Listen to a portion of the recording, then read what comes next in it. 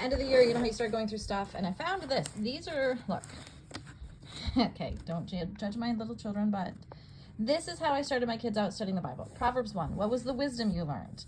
And then, what's your prayer? That's my missionary. And praise naders, which would be neighbors. I had a child who struggled with B's and D's. But so this is it. Oh, and even when I didn't get to it, look, this child wrote what wisdom learned because they knew. Prayers, praise. So this was a simple way just to get my kids. I got them in Revelation. So instead, who or what, they drew a picture. At this moment in time, Revelation 4, I'm going to guess kind of worshiping at the throne maybe.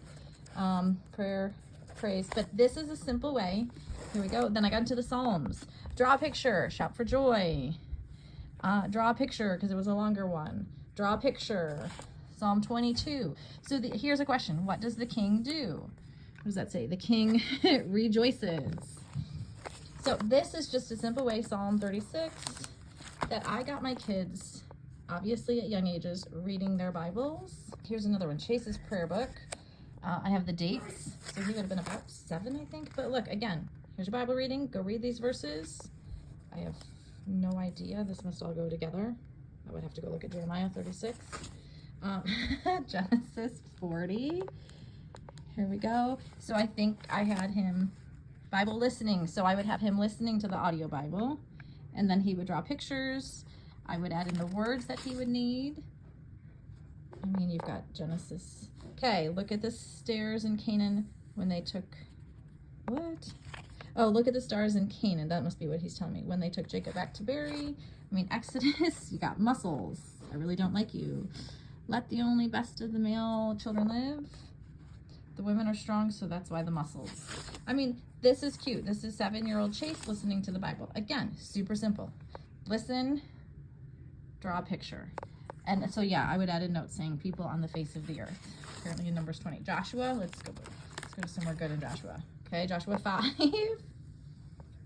Last one, this would be New Testament. So I always ask, who or what did you learn or read about? Prayer, because it's Ben. I'm going to guess this is Caden. Praise, my home.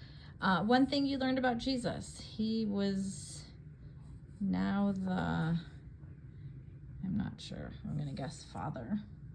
Matthew 26, maybe. I don't know why we jumped from Matthew to Mark, but we did.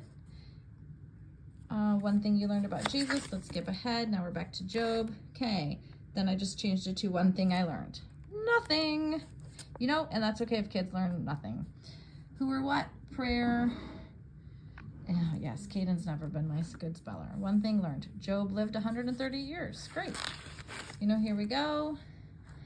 You can tell when they're not happy with me. Just by the size of the writing. I have no idea what he's praying for here, but one thing learned.